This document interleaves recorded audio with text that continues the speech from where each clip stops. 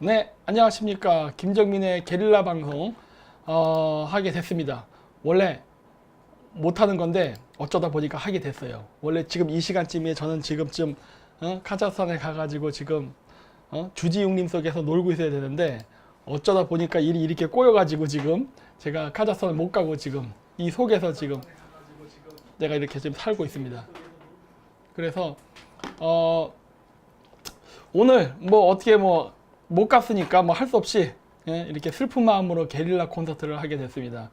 정말 아깝네 진짜. 제 친구가 정말 아쉬워하더라고. 모든 준비를 완벽하게 다 갖춰놨는데 내가 그냥 가려고 온갖 지금 난리를 다쳐서 비행기 티켓을 구해봤는데 안 돼요. 그 이틀 3일 좀 연기해갖고 좀 늦게라도 가려고 했더니 표가 없어서 못 갔어요. 표가 없어서. 뭐 어쨌든 뭐 그렇다 하더라도 뭐 상관없습니다. 뭐 또 가면 되니까 뭐 저는 또 계획이 있어요. 저는 또 따로 또 11월 달쯤에 아마 갈 겁니다. 예, 그러니까 뭐 그때 가면 되고요. 솔리 땡큐 이런 제기를 역시 여러분들은 국제관계를 많이 공부하신 것 같습니다. 남의 슬픔은 나의 기쁨이다, 그죠? 그래서 네 맞습니다. 펭귄 부동산이 네, 땜빵 방송 네 맞습니다. 오늘은 땜빵 방송입니다. 공무원님 박사님 20대 후반 한국 여자가 좋다고 해도 카자흐스탄 여자랑 결혼하실 거예요? 존나 어려운 질문을 하시네요 진짜. 그래요? 뭐 그거 이제 얼굴 보고 결정하면 되죠 뭐. 우리 단체로 갑시다. 신영현님 가야죠. 카자흐스탄은 정기적으로 제가 가려 그래요. 지금 제가 그 카메라 감독이랑 둘이서 일을 하다 보니까 이게 사람이 적어가지고 이 신청자 받고 하는 게 힘들어요. 뭐 우리 지금 뭐 비공개 강의 같은 거 하는 거 있죠? 그때 신청자 접수 받아야 되네. 그거 접수 받아야지. 이거 여행까지 해야지. 막 이러다 보면은 막 일이 헷갈리고 복잡해져서 못 해요. 한 사람 더 나중에 이제 여유가 생겨서 사람을 쓰게 되면은 그때는 제가 진짜 한 달에 한 번씩이라도 가려고 지금 생각하고 있어요, 진짜. 그 다음에 이민주님, UFO 목격하신 것은 삼각형인가요? 원형인가요? 불빛형인가요? 목격담 들려주세요. 요거는 제가 그 천산에 갔을 때예요. 천산에 갔을 때인데 원래 천산에 갔던 목적이 뭐냐면 거기 그 뭐지?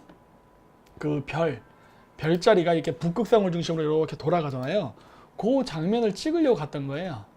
그래서 그 장면 찍으려고 이제 새벽에 한 3시 반쯤인데 그때쯤 가가지고 이렇게 그 택시로 올라갈 수 있을 만큼 제일 꼭대기까지 올라가고 그리고 나서 나머지는 이제 걸어서 올라갔는데 뭐 이제 그 카자흐 친구랑 택시 운전사는 그 밑에서 노가리 까고 놀고 나는 그거 관심이 있으니까 꼭대기 올라가서 보고 있었어요. 그리고 같이 따라갔던 그 한국 사람 있었는데 그 카메라 감독 하시는 분 그분은 그냥 거기 있으면서 그냥 그 뭐지 카메라만 보고 있었어.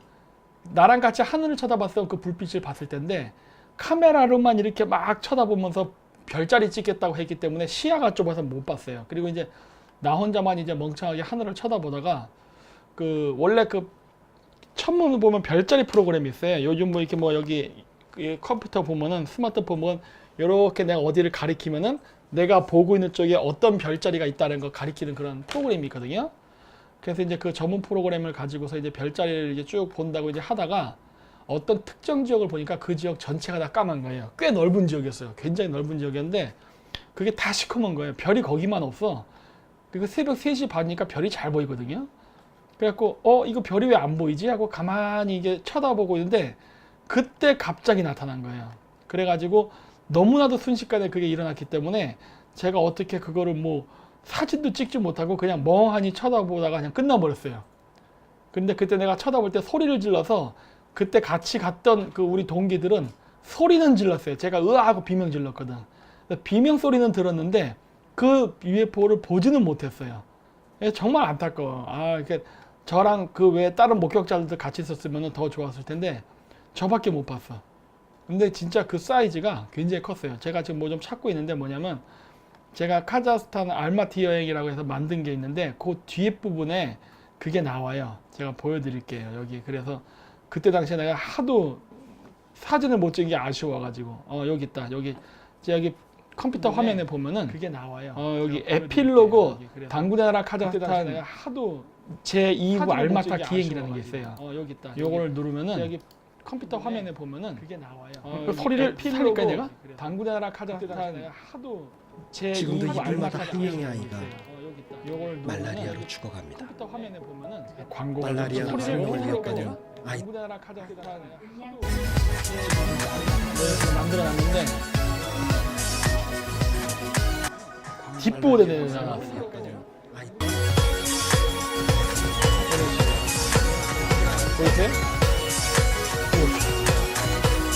뒷부분에 이런 식으로 봤어요. 이런 식으로. 보이세요?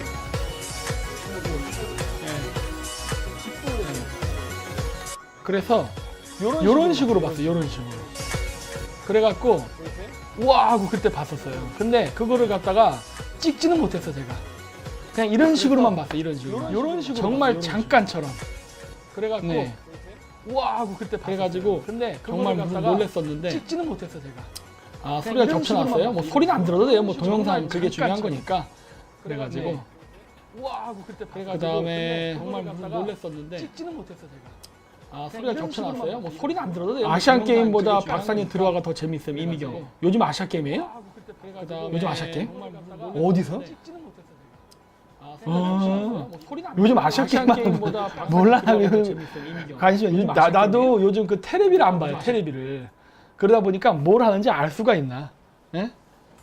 그래서 좀 뭐냐 소리가 3번 4번씩 울림. 아니 소리는 뭐 중요하잖아요. 소리는 그냥 제가 그냥 넣었던 그냥 그 뭐야 소리고 그런 건 아니에요. 한번 다시 한번 보여드릴까? 그러면 어디 있어? 이미 제가 내렸나 보네. 그래서 그때 당시에 정말 깜짝 놀랐어요. 나는 그때 평생 처음으로 UFO를 봤거든. 아니 평생 처음이 아니죠. 2번째 봤다고 했죠. 2번째 봤는데 너무 어릴 때는 아무런 인지 능력이 없었기 때문에 그게 UFO인지 전혀 모르고 본 거고 내가 이제 커서 봤을 때는 그게 뭔지를 알고 봤거든. 그래서 그때는 진짜 정말 놀라웠죠. 아 이게 진짜 있구나 막 이런 식으로. 하여튼 그런 경험을 제가 예전에 했었어요. 그래서 뭐 앞으로도 기회가 되면 좀 볼 수 있을까 싶어갖고 맨날 그 오지를 왔다 갔다 해요. 이번에는 반드시 사진 찍어야지 하고. 근데 이게 항상 준비하면은 안 나타나. 그때 딱 찍었어야 되는데 그게 너무 안타깝더라고요 그게. 그리고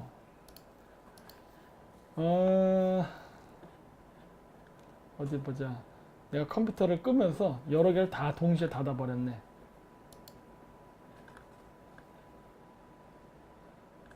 예. 뭐 하여튼 뭐 UFO 얘기는 뭐 그렇게 하면 되고요. 뭐 나중에 그 직접 가서 보세요. 보시면은 이제 아실 수 있을 거예요. 거기 제가 제목 알려드렸으니까 그냥 잠깐이었어 가지고 뭐 크게 저도 뭐 뚜렷하게 본 게 없어요. 네.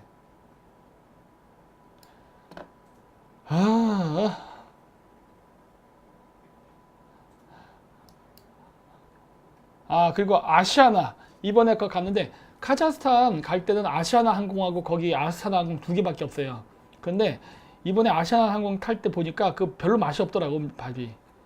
그 약간 급조된 느낌이 들었어요. 아직도 몰라 지금은 모르겠는데 제가 한 달 전인가 2달 전에 가는데 그때만 해도 아직도 밥 문제가 해결 안 돼서 좀 급조한 느낌이 들더라고요. 왜냐면 처음에 갈 때 먹었을 때는 밥이 겉에가 딱딱했어요. 그래서 이게 밥 한 숟갈 풀면 그 밑에서부터는 부드러운 밥 나고 그러니까 위가 딱딱히 굳었더라고. 그 얘기는 이 밥을 퍼놓고 뚜껑을 안 덮고 오랫동안 냅뒀다는 소리거든. 그러니까 말랐지. 그래갖고 보면 이게 반찬도 좀 후지근하더라고. 좀 말라가지고 관리가 아직도 잘 안 되나 봐. 하여튼 그랬었고 올 때 먹었을 때는 밥이 또 질었어요. 또 약간 그 죽 같진 않지만은 좀 된 밥 있잖아요. 그런 밥으로 나오더라고. 그래갖고 뭐 하여튼 그랬어. 오 1500. 야 순식간에 1500이네. 어유 감시합니다. 예?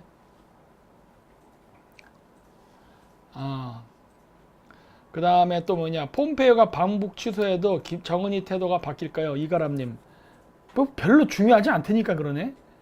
미국이 그 북한을 지금 때를 잡으면 안 돼요. 왜냐면 미국은 북한을 명분으로 해서 중국을 조져버릴 거라니까. 그래서 잘 보세요 이 뉴스를. 이번에도 그 뭐야 트럼프 대통령이 만날 수도 있다라고 했는데 결국 안 된 거나 다름없죠. 그리고 폼페이오 CIA 국장이 평양 갈 거라고 했다가 북핵 문제 제대로 안 된다고 하면서 그만뒀죠. 그리고 나서 트럼프 대통령이 뭐라고 얘기해요. 야 중국 니네들이 자꾸 협조를 안 하니까 이런 문제가 생기잖아 하면서 중국을 조져버리잖아요. 그래서 제가 얘기했잖아요. 북한 문제를 명분으로 해서 중국을 조져버릴 것이다. 물론 북한은 나중에 조질 거지만은 일단 제1 대상은 중국이에요. 그래서 북한 문제를 갖고 계속 시비 걸면서 좀 중국 때려잡고 있잖아. 응?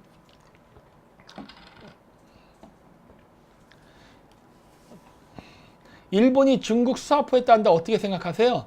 일본도 좋댔네. 응?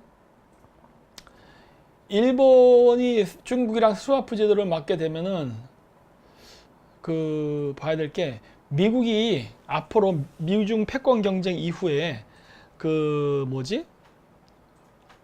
다시 한번 미국이 안전한 패권을 가지려면요. 일단 미국 경제가 좋아져야 됩니다. 부강해져야 돼요.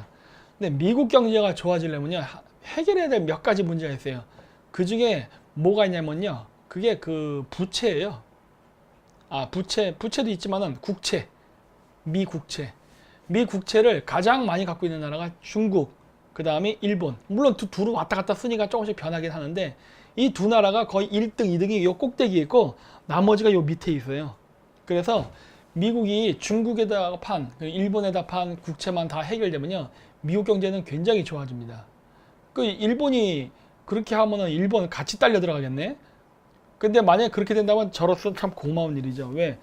우리나라가 이번에 대통령 잘못 뽑아가지고 중국 망할 때 같이 무너질 판인데 일본이 있으니까 뭐 일본도 같이 망하겠네. 외롭진 않겠네요.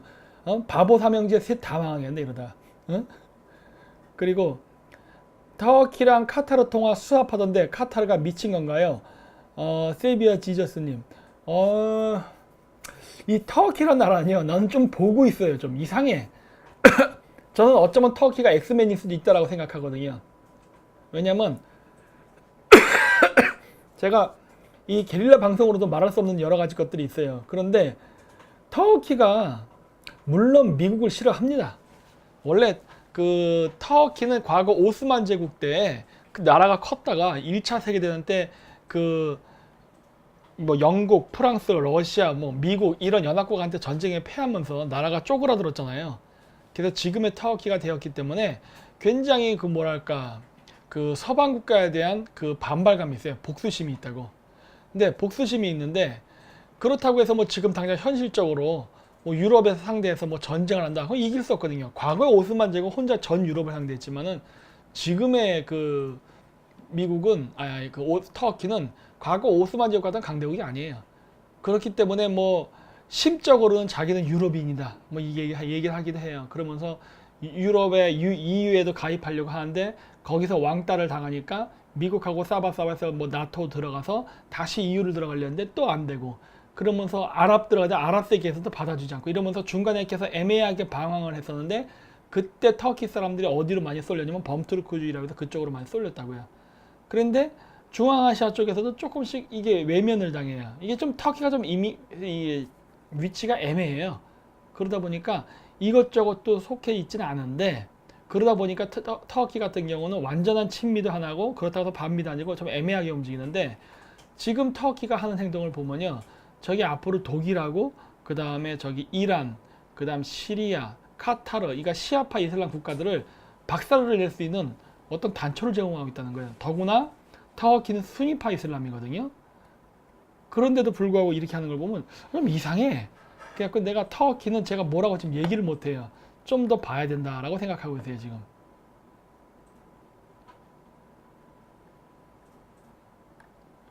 터키가 65만 군부 돈 없어서 유지 안 되는 병신인데 에르도안이 군부 2016년 숙청하고 독재각인데 세속주의도 포기하면 순위파 독재 정권으로 흑해 화약고 가는 거 아닌가요? 그러니까 화약고를 가는데 이 화약고를 만드는 게 결국 그 불똥이 어디로 튀길 거냐 그러면 내가 봤을 때는 이란이에요. 제가 왜 이란이라 생각하느냐? 터키가 문제가 생기면은 분명히 쿠르드족을 조질 거란 말이에요. 왜냐면 쿠르드족이 그때 독립하려니까 쿠르드족 조져버리면 쿠르드족 사람들이 이란 쪽으로 도망가요. 난민이 발생한다고. 그러면 그 쿠르족 숫자가 꽤 많습니다. 한 난민이 한 2천 아니야 쿠르족 그 민족이 그 숫자가 많은데도 독립국가가 없는 민족 중에 하나거든요. 한 인구수가 한 2,500만 명인가 가까이 돼요. 근데 그 숫자가 만약에 이란 쪽으로 왕창 몰리게 되면 이란 난리가 나게 되거든요. 그러면은 잘하면은 그걸 계기로 해서 이란에서 문제가 생길 수 있어요. 그래서 아직 모르겠다는 거예요, 지금.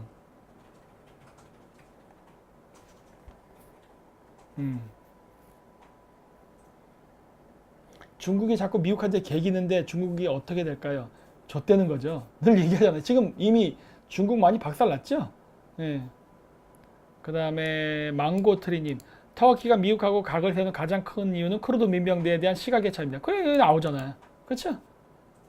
그래서 아이시스 격퇴 공을 세운 쿠르드 민병대를 무시 못하는 미국. 그렇죠. 그래서 이 문제 때문에 그래요. 미국하고 그 다음에 터키가 사이가 나빠진 데는 쿠르드족이 있다고.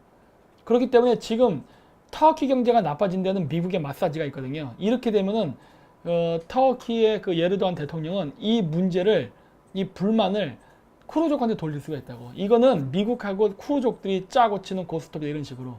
그래서 내가 쿠르족을 공격할 거라고 하는 거예요. 그리고 쿠르족에 대한 탄압이 신임이죠. 얘들이 이란으로 밀려간다고. 이란 밀려가면은 이란은 지금 가뜩이나 경제도 안 좋고 지금 정치가 불안한 상황에서 쿠르족들이 밀려오게 되면요. 이란도 위기감을 느껴요. 왜냐면 이란 지역에도 쿠르족이 산다니까요.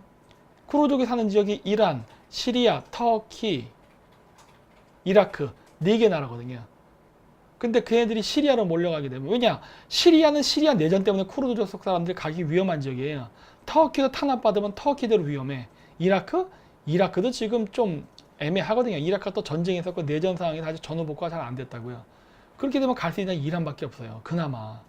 그래서 대규모 난민이 발생하면은 이란이 굉장히 골치 아픈 상황에 빠지게 된다고요. 그 다음에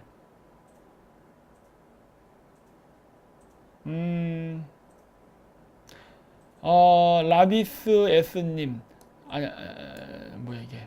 박사님은 내 지식 정보를 어떻게 구조하는지 알고 싶어요. 얼마만 돼요? 몰라요, 나는. 나는 그냥 대충 하는 건데. 응? 생각나는 대로. 몰라요. 그 다음에 이유님이 진짜 중요한 질문. 민주당이 친중이면 자한당은 친일 아닌가요? 누굴 선택해야 하나요? 제3의 세력을 선택하나요? 자한당은 친일이 아니라 지금 친중입니다. 얘네들도 친중 이중대예요. 그러니까 그게 지금 참 고민이야. 어떻게 뭐 제3세력을 만들어야 되나? 제3세력을 만들래도 이게 뭐가 문제냐면은 자한당이 갖고 있는 일종의 그 보증수표가 있어요. 이 나이 드신 분들 중에는 그냥 아무것도 안 보고 당만 보고 찍는 사람들이 있어요. 이건 전라도나 경상도에 똑같이 있어. 그런 사람들이. 이 묻지도 따지지 않고 전라도 사람은 민주당, 경상도 사람은 자유한국당을 찍는 사람들이 있다고. 근데 이런 상황에서 만약에 제3세력을 만든다고 해서 새로운 당을 만들잖아요. 그러면 이게 알려지지가 않아가지고 사람들이 계속 그냥 하던 짓대로 한다고. 그러면은 이걸 표를 모아가지고 제3 대한 세력에게 표를 주고 싶어도 주기가 어렵게 돼요. 그게 참 어려운 부분이야. 그리고 이게 당을 만든다는 것도 돈이 참 많이 드는 일인데 결국 그러면 돈 많이 들여갖고 당 만들어 놓고 인기 없는 낙동강 오리가 되는 거야. 저 보세요. 저기 저 뭐야 옛날 때 뭐 바른당인가 뭔가 하는 거. 그 다음에 뭐 대한애국당인가 하는 거. 이런 것들 만들어 놓고 제대로 역할 안 되죠? 그게 안 돼요. 사람들이 갖고 있는 시각이 있다고. 그냥 자기 습관대로 뽑아. 그래서 그게 안 돼요. 그 다음 박사님 너무 미스터 지아치 박사님 너무 궁금해요. 키르키즈 미군 기지 철군 배경이 궁금해요. 이 러시아랑 짜고 하는 거지 뭐. 응? 러시아랑 짜고 하는 거예요. 키르기스탄에 러시아가 공군기지가 있거든요. 근데 미군도 있으니까 좀 알력이 있었어요. 그때 당시에 키르기스탄이 경제가 안 좋을 때 키르기스탄이 미군을 내쫓아요. 근데 이것도 참 묘한 게 그 중앙아시아도 서로 민족끼리 싸웁니다. 원래 이웃끼리 사이가 안 좋은 거거든. 카자흐이랑 키르기즈스탄은요 민족이 같아요. 내가 봤을 땐 그래. 왜냐 언어가 똑같은데 뭐 거의 뭐 사투리 수준이에요. 제가 카자흐어를 하지만 키르키즈어를 들으면 거의 90% 알아들어요. 조금 달라 발음이 조금 다른데 그 부분만 이해하면 다 알아들어요. 그래서 어떻게 보면 사투리 정도에 해당하는 정도로 키르키즈와 카자흐는 동일 민족인데 이 둘이 사이가 안 좋습니다. 왜냐 키르기즈는 지금 못 살고 카자흐스탄 잘 살다 보니까 약간 질투심도 있고 여러 가지 복잡한 심정이 있어요. 그런데 카자흐스탄이 최근에 친미 경향으로 이렇게 돌아가다 보니까 키르기스탄이 친러로 돌아섰다고요. 그래가지고 이런 그런 여러 가지 그 관계가 있는데 그러면서 키르기스탄이 친러하면서 중국하고도 관계를 맺어서 중국으로부터 많은 지원금을 받았다고요. 그래서 내가 예전에 그 방송 때 그런 얘기했을 거예요. 키르기스탄은 앞으로 30년 뒤에는 키르기즈 민족이 사라질 수 있다. 왜? 키르기스탄이 워낙 가난하다 보니까 키르기즈 여자들이 죄다 중국 남자들이랑 결혼해요. 그래가지고 지금 키르기즈 민족의 정체성 자체가 지금 사라지고 있다고. 예, 그러니까 좀 그런 문제가 있어요. 그래서 이제 좀 복잡한데, 근데 또 그럼 미국이랑 러시아가 서로 싸우냐? 또 그건 아니에요. 그 이 그레이트 게임스에 서로 그 주변 국가를 이용하는 거지. 왜냐면 아프가니스탄은요 러시아하고 미국이 또 같이 있습니다. 네. 그래서 내가 강대국들 이해관계를 잘 맞춰서 봐야지 자칫 잘못했다가는 아작난다는 거예요. 다음 JB 바타르님, 카자흐하고 터키는 많이 유사한가요? 50% 같은 것 같아요. 50%. 가끔씩 알아듣는 말이 나와요. 근데 이제 다른 것들도 있어요. 예를 들어 전쟁 하면 카자흐는 소그스예요. 소그스. 소그스라고 하지만 투르크어는 사바시라고 하는 것더라고요. 그 다음에 그 비슷한 단어는 이제 조금씩 이제 단어가 이제 비슷한데 그 무사, 싸우는 사람, 이제 전사 이런 무사를 갖다가 카자흐어로는 자완게르예요. 자완게르. 근데 그게 그 터키어는 쥐 발음이 안 되니까 그걸 이응으로 바꿉니다. 그래서 자완게르가 아니라 야완게르 이런 식으로 얘기하더라고. 그래서 이게 조금씩 달라요. 그래서 이제 근데 뭐 대충 원리만 알면 비슷비슷해요. 왜냐면 투르크계 민족들이 그 비슷비슷하거든요. ACDC님, 신장의 위구르인들은 중국보다 카자흐스탄이 문화적으로 더 맞을 텐데 카자흐스탄으로 왜 안 가고 중국에 있죠? 아니 자기 땅이니까 그러지. 어? 자기 땅이니까. 그건 자기 나라 망했다고 땅 버리고 도망가요? 일단 그런 문제가 있고, 그 다음에 그 예전에 무슨 일이 있었냐면은 그 다만스키 사건이라는 게 있었어요. 다만스키. 그래서 러시아랑 소련 사이에 국경 분쟁이 났었던 적이 있고, 또 뭐가 있었냐면은 옛날 때 그 모택동이 그 중원을 점령하고 난 다음에 얘네들이 동투르키스탄이라 그래서 신장 위구르 자치죠. 그러니까 신장 위구르 자치는 중국 애들이 하는 말이고 원래 그쪽 사람은 동투르키스탄이라 불러요. 동투르키스탄. 투르키스탄, 투르크의 땅이라는 소리인데 동투르키스탄 이쪽을 침략을 했는데 그때 당시에 이쪽도 사회주의가 많이 퍼졌었습니다. 소련에 의해서. 그래서 그때 당시에 이제 러시아랑 중국이 약간의 갈등 관계가 있을 때 그 모택동이가 신장 위구르 자체를 침략해서 막 사람들을 죽이니까 어떻게 했냐면 그 소련이 국경을 개방했습니다. 그러니까 지금의 카자흐스탄, 지금의 카자흐스탄이 과거엔 소련이었거든요. 소련의 영토였거든. 그래서 그 카자흐스탄의 국경, 그러니까 옛날 소련이죠. 그 소련의 영토 국경을 개방을 해가지고 그 중국한테 탄압받아가지고 쫓겨오는 위구르인들, 카자흐인들을 받아줘요. 그래서 지금도 알마티 근처에 가면 그 사람들 마을이 있습니다. 위구르인들 마을. 그래서 그 마을에 가가지고 지금도 정착해서 살고 있는 사람들이 많아요. 그래서 옛날 때 그런 일이 있었어요. 그래서 그때 러시아니 국경 개방해서 탈출시켜주고 했었어요. 그 다음에 엔더 발란 링님, 정치 꿈나무 방송 흥분해도 박사님이랑 케미 최고일걸요? 정치 꿈나무가 뭐예요? 뭐 그런 게 있나 보지? 검색해볼까? 누군데 그래? 진짜 있네? 이 아줌매? 이 아줌매 기가 센 것 같던데. 응? 경상도 아줌매 목소리가 되게 톤이 세더라고. 내가 이 지방 사람한테 밀려 내가 표준말을 하니까 이 표준말은 세지가 않잖아요. 이쪽 전라도나 경상도 쪽 말이 좀 세지. 그래갖고 내가 아마 밀릴 것 같아요. 말빨에서 밀릴 것 같아. 그 다음 이주환이 원유 가격의 미래는 올라갈 가능성이 높죠. 이란 제재하고 일단 이란을 제재하면 어떻게 되겠어요? 이란이 세계 2위의 석유 매장량 국가인데 이란의 석유가 해외로 수출되는 거를 막아버리면요. 그 부족 분량을 누가 채워줍니까 갑자기? 물론 미국의 셰일가스 있고 하지만은 그게 일시적으로는 석유 가격이 올라간다고요. 근데 늘 지금도 얘기하지만 석유값이 많이 올라가려면 결국 무엇이 중요하냐? 러시아와의 관계예요. 근데 아직 러시아랑 아직 지금 완전한 딜이 안 끝났어. 그래서 이제 그 끝나면은 그때는 진짜 국제 유가 많이 올라갈 겁니다.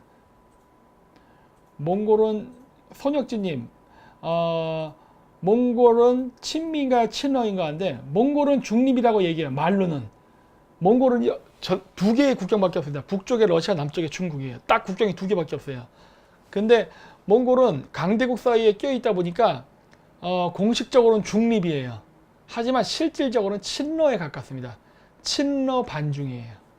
그러니까 이게 그 친중 국가들이 친러인 경우는 별로 없어요. 친중이면은 반러인 경우가 많아요. 왜? 중국과 러시아가 또 사이가 안 좋거든요. 이예맹님, 이제 우리는 미국 셰일가스 석유 사와야 해요. 맞아요. 저도 그렇게 생각해요. 우리나라 지금 셰일가스 사와야 돼요.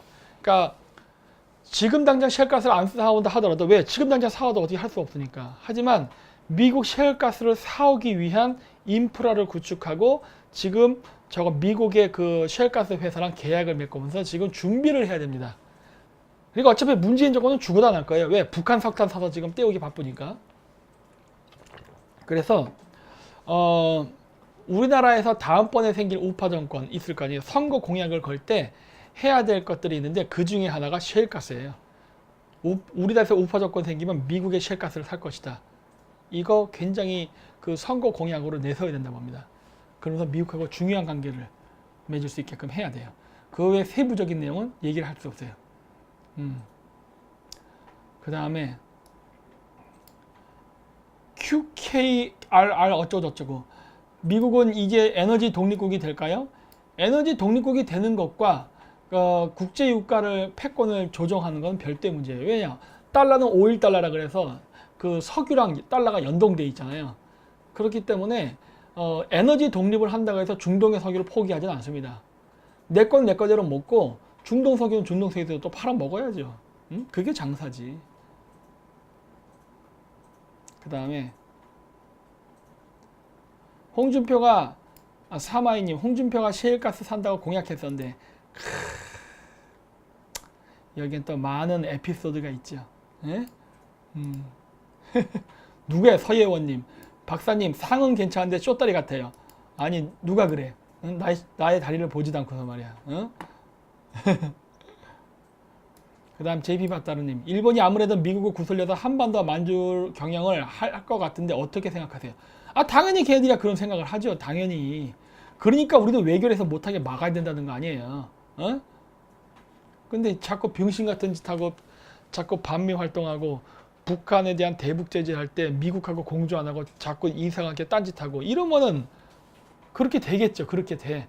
그래서 내가 얘기하잖아요. 가스라테프트 밀약을 맺었던 그 배경에는 고종의 외교적 무능이 있었다고 했잖아요.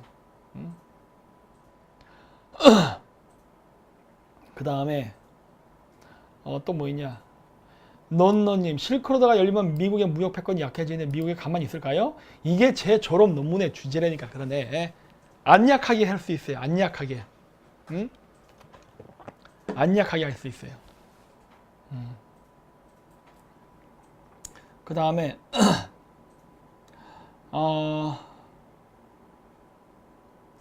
김모씨님, 프리메이슨 내 내분 일어나고 있나요? 그걸 내가 어떻게 알아요? 내가 프리메이슨이 아닌데. 여러분이 아시면 한번 알려주세요, 저한테. 그 다음에 혀은근과 끈기? 세컨더리 곧 열린다던데. 열릴 수 있어요. 근데 그 세컨더리가 열리면요, 우리나라 경제 망하는 겁니다. 경제 봉쇄예요, 쉽게 얘기해서. 그 다음에 이승현님, 이란 정권 교체되면 시아파 신정 정치도 무너지나요? 미국에서 아마 이란에 새로 그 친미 정권을 세운다 그러면은 이란 내에 있는 소수파 순위파 계열의 정권을 세울 가능성이 높습니다. 순위파. 예를 들어서 이라크도요. 이라크에서 상당 숫자가 시아파예요. 이라크도 이라크 북부 지역 쪽이 시아파 무슬림이 사는 지역이에요. 남쪽이 순위파 지역이고. 그런데 그 사담 후세인이 물론 나중에는 미국에 잡혀갖고 죽긴 했지만요. 사담 후세인 정권은요, 미국이 세워준 정권입니다. 친미 정권이었어요, 처음에는. 근데 사담 후세인이 이란과의 전쟁에서 지면서 등신짓하면서 그때 팽당한 거거든요, 결국. 팽을 당하게 됐는데, 그 사담 후세인이 세웠던 정권이 순위파 정권이에요. 그래서 순위파가 그러니까 이라크에서 큰 다수를 차지하지 못하지만은 그럼에도 불구하고 정권을 잡았다는 미국의 지원이 있었어요. 왜? 순위파 이슬람 계열이 친미적 성향이 더 많다 그랬잖아요. 그런데 하여튼 그런 일이 있었어요. 그래서 만약에 이번에도 이란에서 만약에 전쟁이 나고 정권이 전복되는 사태가 발생한다. 그러면은 이란 내에 순위파 이슬람이 많습니다. 특히 어디 있겠어요? 제가 예전에 지도 보여드린 거 기억나세요? 그 지도 보시면은 거기 그 시아파 이슬람이 있는 지역은 주로 페르시아인인데 그 지역보다는 그 어디 보자. 내가 구글로 찾아볼게요.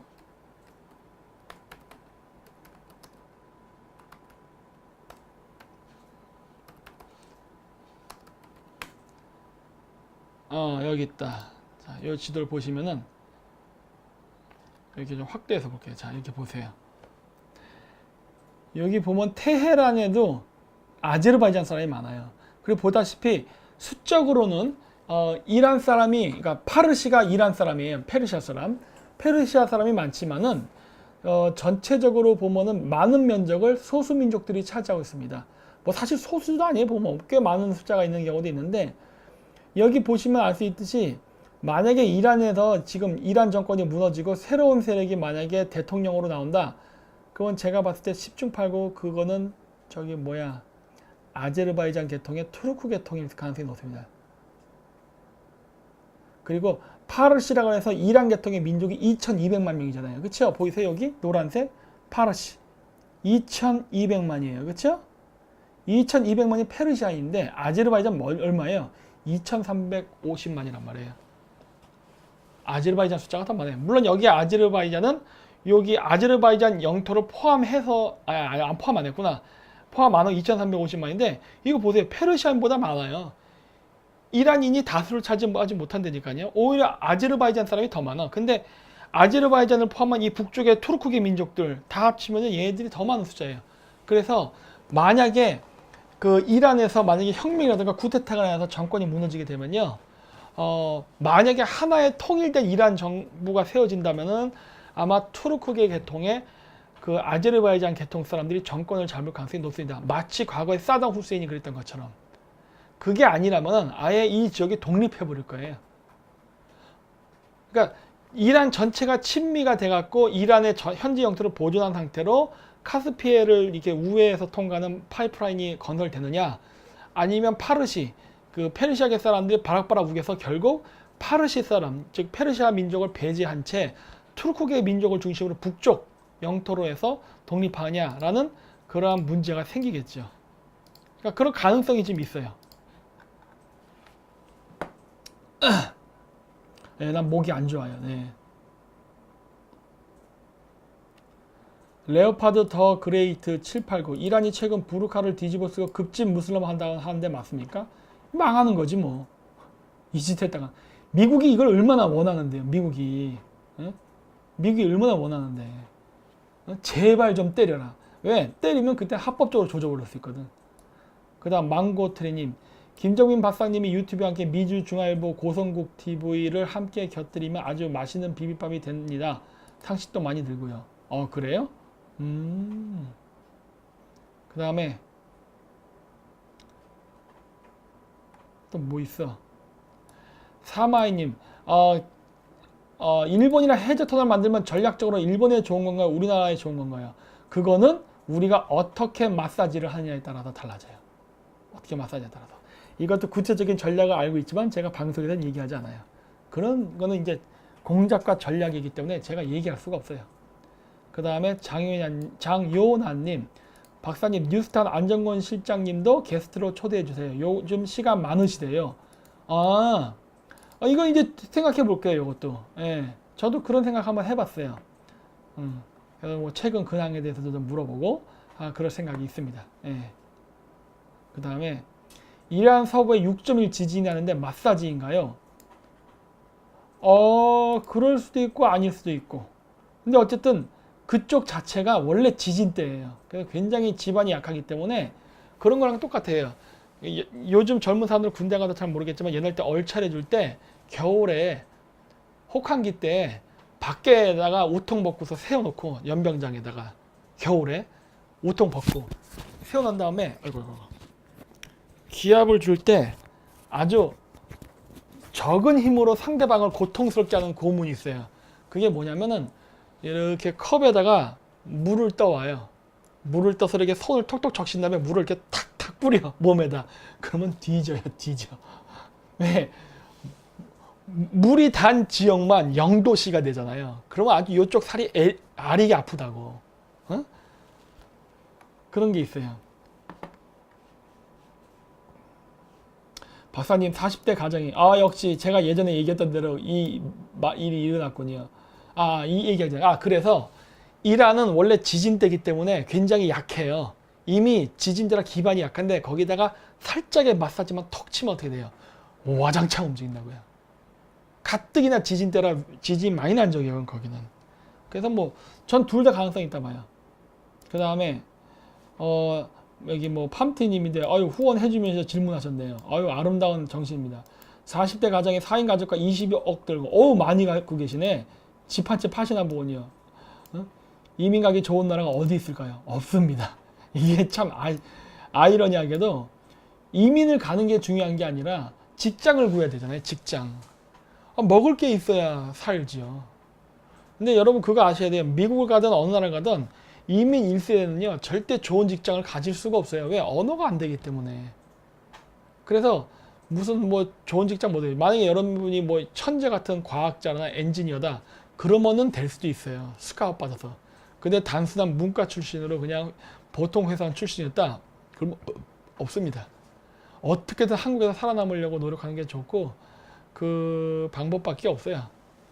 그러니까 여러분들이 만약에 이민을 생각했다 하면요 평상시에 미리 준비했어야 돼요. 그러니까 준비하는 게 이렇게 집을 사라 이런 게 아니라 외국에 미리 본인이 이민 가고자 하는 생각하는 염두에 준 지역이 있으면요 해외여행 한번 갔다 오세요. 가서 현지 답사를 직접 해야 됩니다. 발품 팔아야 돼요. 이 세상에 노력하지 않고 되는 건 없거든. 그리고 경우에 따라서는요 한 사람은 거기 가서 살아야 돼요. 왜? 언어를 배워야 되니까. 갑자기 내몰려서 가면요 100% 망합니다. 20억이 있다더라 그 재산 다 까먹고 망해요. 그렇기 때문에 뭐 남편분께서 뭐 고정된 수입과 직장을 가지도 못이면 그러면 부인이라도 가고 현지에서 적응하면서 살 수 있는 연습을 해야 돼요. 그럼 뭐 구멍가게라든 뭐라든. 그래서 어느 정도 적응이 된 상태가 됐을 때 움직이게 되는 거지 갑자기 이 땅 하고 탁 가면 그땐 바로 쓰러져요. 그래서 제가 이민은 갈 때 조심해야 되는 거예요. 그러니까 항상 시간이 걸리는 문제예요. 근데 항상 준비 없이 하는 게 문제더라고. 그 다음에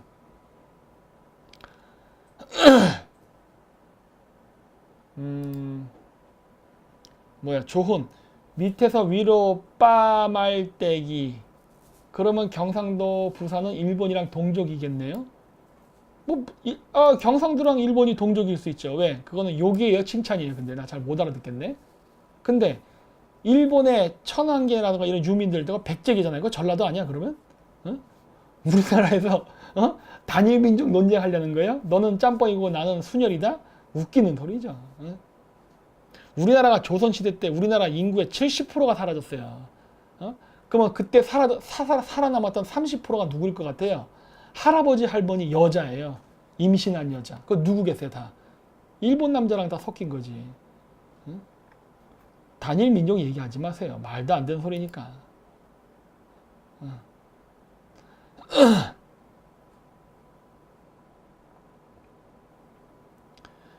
정원순 박사님의 가기는 국익사관을 갖게 합니다. 왜 미국 언론은 트럼프를 공격하나요? 이것도 좀 보세요 나중에. 좀 봐야 돼. 미국은 굉장히 현실적인 나라입니다. 미국은 국익을 위해서는 온갖 짓을 다 해요. 그래서 우리가 생각하는 것처럼 단순 사고방식으로 뭐 적, 아군, 뭐 천사, 악마, 선, 악 이런 거 없어요. 우리나라 사람들이 이런 생각해서 망하는 거지. 손혁재님, 박사님 우리나라 좌파들은 조국이 중국일까요? 북한일까요? 북중국입니다. 걔네들은 양다리 다 걸치고 있어요. 그 다음에 아쿠아사르 박사님, 미국의 트럼프 이후에 또 PC 글로벌리스트들이 또 집권하면 어쩌죠? 그럼 미국이 삐걱일 것 같습니다. 오바마 힐러 같은 사람들이 또 집권하면 언론 때문에. 근데 이게 그 뭐라고 얘기해야 될까? 그 민주주의 국가는요, 국민을 위해서 일하지 않아요. 물론 독재 국가도 국민을 위해서 일하잖아요. 독재자를 위해서 일하는 거지. 근데 왜 민주주의 국가도 제가 왜 국민을 위해서 일하지 않는다고 생각을 하느냐? 여러분들 정치인들 여태까지 대통령 국회의원 뽑으면서 한두 번 속았어요? 맨날 개새끼들 잘못 뽑았다는 얘기 많이 하죠. 그 여야 공통적일 거예요. 대통령이 됐던 국회의원이 됐던 민주주의 국가에서 그 사람을 뽑는 사람은요, 정치인들이 누구를 가장 신경 쓰냐면요, 국민이 아니라 자기에게 후원금을 주는 사람에게 신경을 씁니다. 잊지 마세요. 미국도 마찬가지예요.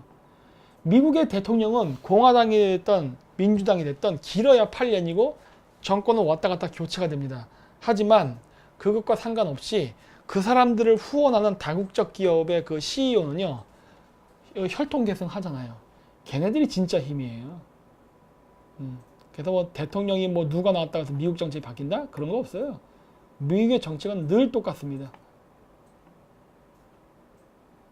그 다음 드루킹님, 일루미나티 프레이메이슨도 중국에는 적대적 아님? 그냥 경쟁의 도구일 뿐. 그거는 제가 자신있게 말할 수 있어요. 일루미나티는 내가 잘 몰라. 일루미나티는 조직이 실질적으로 있는 점이 잘 모르니까. 프리메이슨은 공식적으로 있는 조직이에요. 근데 프리메이슨은요, 공산주의를 싫어합니다. 예. 이거는 제가 중앙아시아에서 알게 된 비밀의 역사가 있어요. 비밀의 역사가 있는데 그걸 보면 알아요. 물론 프리메이슨이 공산주의랑 협조한 것도 많아요. 물론 그건 이용하기 위해서. 근데 얘네들이 근본적으로요, 반공이에요. 프리메이슨은 반공적인 게 굉장히 많아요. 그 다음에 이방인, 조지 소로스 이 유태놈을 왜 모사드는 안 죽이죠? 그러니까 여러분들 생각이 너무 단순하다니까. 여러분들은 1 더하기 1은 2죠? 그리고 내 편 아니면 네 편이죠? 그러니까 안 보이는 거예요. 모사드가 안 죽이는 건 이유가 있는 거예요. 같은 편인가 보지. 그 다음에 공무원님이 프리메이슨 좌파가 많다고 하셨는데 또 공산주의 싫어한다 라는 말씀, 알쏭달쏭 하죠? 왜냐? 그래서 제가 큰 그림을 봐야 된다고 하는 거예요. 여러분들이 생각하는 거는 그냥 이게 선을 그으면서 인식하려고 그래요. 근데 미국은요, 대통령 자체가 글로벌 리스트입니다. 그거 알아야 돼요.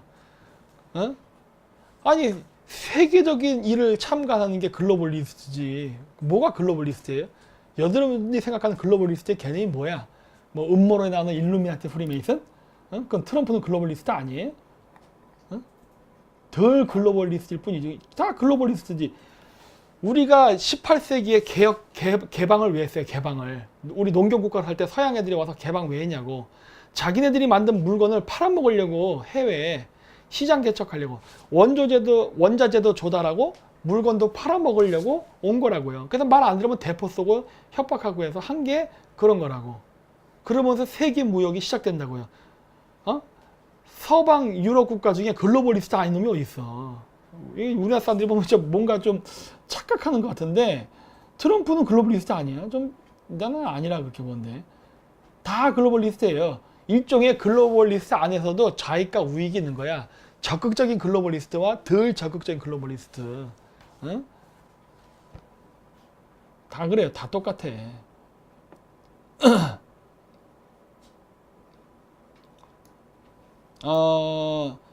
엘리소님, 일루미나티 사상의 정반합이기 때문에 반에 해당하는 공산당 사상도 만들어낸 것이죠.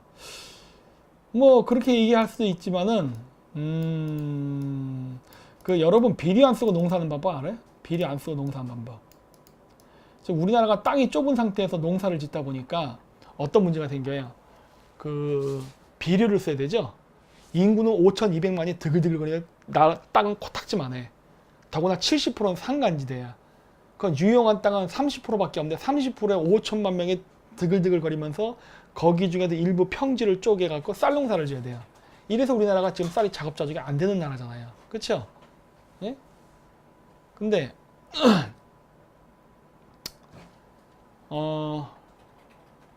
이 뭐랄까 세계를 경영하는 사람, 이미 우리 18세기에 무역을 하면서 이웃 국가와 무역을 하게 되면서 이미 글로벌리즘, 세계화는 진행된 겁니다. 그렇기 때문에 이 세계화를 진행했던 절대 왕건 시대 때의 유럽의 영주들이나 지금의 미국의 자본, 유럽의 자본가들은 다 글로벌리스트예요. 아닌 사람은 없다고. 근데 이런 사람들이 어떻게 보면 이미 세계 패권은 장악이 됐어요. 세계 무역은 지금도 유럽이나 미국을 중심으로 움직여요. 봐, 중국 같은 나라도 봐요. 다 무너지잖아. 러시아도 안 돼. 근데 제가 비류란 얘기를 왜 했냐면요. 여러분 그게 있습니다. 그 제노비아니 일루미나티는 사탄교 아닐걸요? 그냥 그렇게 보진 않아. 그렇게 보진 않는데 거기 그 가이드 스톤이라고 있다고 하잖아요. 거기 뭐 전 세계 인구를 이게 80%를 줄여야 된다는 이야기. 응? 그 인류가 75억까지 지금 75억 이제 80억 가까이 돼가고 있는데 이 80억까지 되는데 걸린 시간이 얼마 안 돼요. 한 100년 만에 80억을 만들어 버렸습니다. 물론 앞으로 인구가 그렇다고 이 속도로 계속 증가하지는 않겠지만은 개발도상 국가는 근대화가 되면은 당연히 인구는 증가하게 돼 있어요. 원래 그래요. 조선도 농경 국가일 때, 이 우리나라 사람들이 항상 착각하는 게 뭐냐면은 농사를 지으면은 인구가 증가한다 생각해요. 농사를 하면은. 근데 여러분 그런 거 아닙니다. 농사를 지으면 인구 증가하는 게 아니라 산업 시대가 되면은 그 인구가 증가하는 거예요. 왜냐하면은 중세 시대 때 그 농사를 지면서 살았어도 인구가 증가하지 않았습니다. 자, 볼까요? 요거를 보자. 이 표를 보는 게 좀 좋을 것 같은데, 이게 표가 좀 깨끗이 나올려나 모르겠다. 그렇지. 자, 이거 보세요. 여기 보면 이제 세계 인구의 증가라고 해서, 이 그래프가 좀 가려지는구나. 자, 요걸로 볼게요, 그러면. 자, 보세요. 세계 인구가 1500, 1700, 한 1700년도를 기점으로 해서 인구가 쫙 올라가기 시작해요. 그쵸? 잘 보세요. 여러분들이 세계사에서 배울 때 착각하는 게 뭐냐? 농경 국가는 인구가 증가한다예요. 웃기고 있네. 웃기고 있네. 그럼 왜 세계 인구가 증가했어? 우리가 산업시대 이전에 무슨 시대였어요? 농경시대였잖아. 농경시대 때 왜 인구가 증가 안 했죠? 그러면은? 농사지면 인구 증가한다며? 응? 이거를 봐야 돼요. 이렇게 보면은 이게 세계사를 보면은 이 왜곡된 것들이 상당히 많아요. 농경시대 때 인구 증가한 게 아니에요. 산업시대 때 인구가 증가한 거죠. 산업시대 때. 예? 왜 그러느냐? 산업시대가 되게 되면요. 어떤 일이 발생하냐면 의학이 발달하고 비료가, 그리고 이제 가장 중요한 게 비료가 나옵니다. 비료가 나오게 되면 기아에서 해방이 돼요. 근데 인구가 늘어나요. 왜? 단위 면적 단 식량 생산량이 늘어나니까. 그러면서 엄청나게 비약적인 또 의술 발달 이런 걸로 인해 가지고 인구가 증가하기 시작해요. 산업화 초기에는. 그래서 산업화 이제 말기에 가면은 지금의 한국이나 OECD 국가처럼 도시화가 이루어지고 도시화가 끝나고 나면 그때보다는 점점 인구가 감소해요. 저출산 고령화로 가기 시작합니다. 근데 산업 초기, 즉 개발도상국 때는 인구가 팍 증가해요. 우리나라도 옛날 때 그래서 남자들 정관 수술하고 그랬잖아요. 예비군 훈련 가면은. 그래서 뭐 둘만 낳자 하다 하나 더 많다 뭐 이런 식으로 슬로건 나오고 막 했다가 요즘은 뭐 나래도 안 나지만은 그랬었던 적이 있다고요. 그래서 개발도상국 초기에는 인구가 팍 증가해요. 산업국가일 때. 지금 전 세계에서 아직 산업화되지 않은 적이 굉장히 많아요. 이런 적이 만약에 산업화가 된다 그러면 세계 인구가 어떻게 될까요? 산업화. 지금 글로벌리즘에 의해서 세계화에 의해서 전부 무역이 확장되면서 인구가 지금 이게 확장되고 있는데 지금 아프리카도 대부분 개발도상국이죠. 동남아시아, 남미 전부 다. 근데 거기가 산업화가 이루어진다 생각해봐요. 산업화. 산업화가 되는 순간 어떻게 되는 겁니까? 인구가 증가합니다. 인구가 증가하면 어떤 문제가 생길까요? 예를 들어 한국 같은 나라, 그 다음 유럽 같은 나라, 미국은 좀 예외야. 이런 나라들은 지금 자원 같은 건 다 해외에 의존해서 먹고 사는 나라죠. 선진국이긴 하지만. 근데 이런 나라들이 어떻게 되냐면 굶어 죽게 됩니다. 왜냐? 그게 단적인 예가 중국이에요. 중국의 개혁개방 초기에는요, 석유를 수출하던 나라예요. 근데 석유를 수출하던 나라인데 지금 석유를 수입하는 수입 대국이 됐습니다. 그리고 옛날 때 뭐 중국산 농산물 이런 얘기 많이 들었었죠? 근데 지금 중국산 농산물이 어디 있어요? 중국도 지금 수입해 먹는데 쌀 같은 거 수입한다고요. 왜? 농사를 안 져요. 저출산 고령화로 되면서. 자, 이 얘기를 제가 왜 하느냐? 산업화가 되게 되면요, 선진국 단계에 진입하기 전에 인구가 급격히 증가하는데 지금 현 상태가 75억이에요. 만약에 우리가 아니면 뭐 한국 사람의 그 좌파 애들, 이런 병신 같은 놈들이 아프리카 이런 데 가갖고 동정심 발휘하면서 아프리카를 만약에 개발을 시킨다던가 동남아시아를 개발시킨다던가 그리고 혹은 난민을 개발시키면 어떤 문제가 발생할 것 같습니까? 세계 인구 얼마 될 것 같아요? 500만 명이 넘을 수도 있어요, 진짜. 500억이 넘을 수도 있어요. 지구가 버텨날까요? 그리고 브라질이 됐던 동남아시아가 됐던, 우리가 지금 동남아시아 농산물 많이 수입하거든요. 동남아시아가 선진국이 된다 쳐봐요. 동남아시아가 선진국이 되면은 동남아시아가 지금 태국 같은 나라가 지금 쌀을 수출하는데 우리나라한테 쌀을 수출할까? 응? 생각해 보라는 거예요. 이 세계의 질서라는 게 참 어렵고 힘든 거예요. 왜냐? 말로는 온갖 아름다운 얘기 다 할 수 있어요. 세계 평화, 인류에 대한 사랑, 블라블라 다 할 수 있어요. 근데 만약에 전 세계가 다 산업화가 된다면은 그 뒷감당 누가 할 거예요? 여러분들과 책임질 수 있어요? 말로는 아름답게 얘기해요. 좌파들이 막 어디 가든 뭐 어쩌고. 근데 지금 여러분들이 그런 한가한 말을 하고 지금 저 이 에어컨 켜진 방에서 제 방송 보고 아이스크림 먹고 하는 건요, 바로 우리 이웃의 가난한 나라가 있기 때문이에요. 이거는 우리가 원하든 원하지 않든 어쩔 수 없는 거예요. 어쩔 수 없는 거예요. 예. 이게 이 세상은요 공평하지 않아요. 부자가 있으면 가난한 자가 있는 거예요. 부강한 나라가 있으면 가난한 나라가 있어요. 그래서 우리가 해야 될 건 뭐냐? 우리가 바로 그 가난한 나라에 들어서지 않게끔 하는 게 중요한 거예요. 우리는 지금 고생을 해서 여기까지 올라왔다고. 그런데 여기서 스스로 밑으로 떨어져 내려가겠다고? 이거 내려가면 다시 올라올 수 있을 것 같아요? 내가 얘기했잖아요. 우리나라는 지금 우리나라가 문재인 대통령이 경제를 말아먹어서 경제가 몰락하면은 그거 슬퍼할 나라 아무도 없어요. 우리나라가 무너진 그 빈자리를 다른 나라가 차지하려고 줄 섰다고. 줄 섰어. 지금 한국 남자는 베트남 가서 많이 놀죠. 맨날 섹스 관광 가고. 우리나라가 망하면 베트남이 성장하는 거예요. 그럼 베트남 남자는 우리나라에 와서 한국 여자 상대로 섹스 관광하고 다닌다고. 그러니까 알기다 하고 그런 얘기하는 거예요. 알기나 하고. 자, 이 얘기를 제가 왜 했느냐. 그 프리메이슨 음모론에서 인구에 대한 부분이 나오는데요. 이 인구 문제는요, 정말 어려운 문제예요. 뭐 세계 인구를 뭐 감소시키니까 개새끼다 어쩌는데, 여러분들이 그런 얘기를 하지만 여러분들은 그거를 결정할 수 있는 상황이 됐을 때 어떻게 할 거예요? 이 좁은 지구 속에서. 그러니까 그거는 함부로 얘기할 수 있는 게 아니야. 그러니까 나는 이 부분에 대해서는 얘기를 못 해요. 왜? 어려운 부분이야. 근데 이 얘기를 제가 왜 했느냐? 공산주의 국가 왜 생긴 줄 알아요? 공산주의를 하게 되면 그 나라는 무너집니다. 정말 공산주의 국가는요, 나중에 한번 공산주의 국가 하면 다 관광 가보세요. 베트남, 캄보디아, 뭐 그다음 또 어디 있어? 러시아, 카자흐스탄, 또 폴란드 등등 과거 공산권 국가 한번 가보세요. 자연경관이 끝내줘요. 자연경관이. 그 자연경관 왜 끝내준 줄 아세요? 그게 바로 놔두는 거예요. 놔두는 거.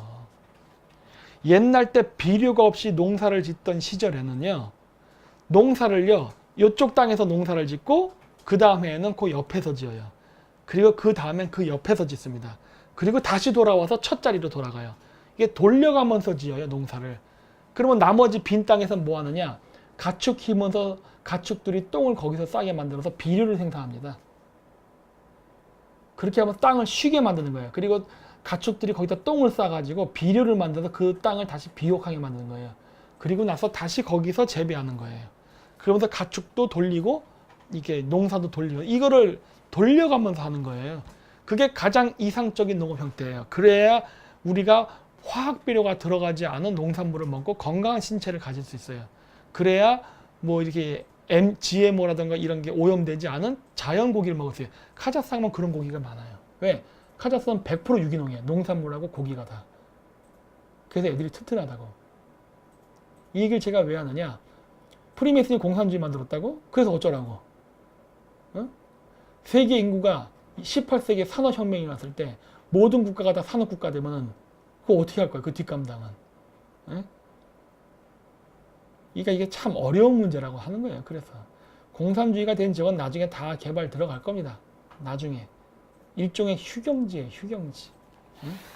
여러분들이 원하든 원하지 않든 이 세상을 지배할 수 있는 정도의 능력이 된다면 그때 여러분들이 그런 절대 권력자라는 입장에서 한번 지구 경영을 생각해 보세요. 어? 다 이유가 있는 거라니까. 어?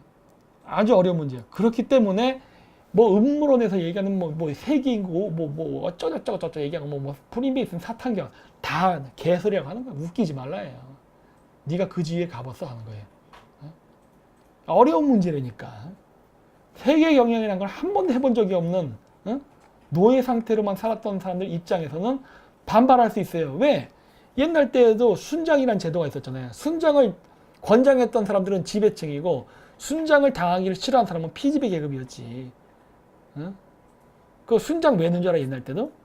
순장을 하지 않으면요 인구 개체가 증가해서 먹을 게 부족했어요. 왜? 옛날 땐 비료가 없었거든. 그랬고 노예 수가 필요 이상으로 증가하게 되면은 그 노예가 반란을 일으킬까봐 그 노예들을 왕이나 귀족이 죽였을 때 개체수 조절한다고 같이 죽여버렸다고요.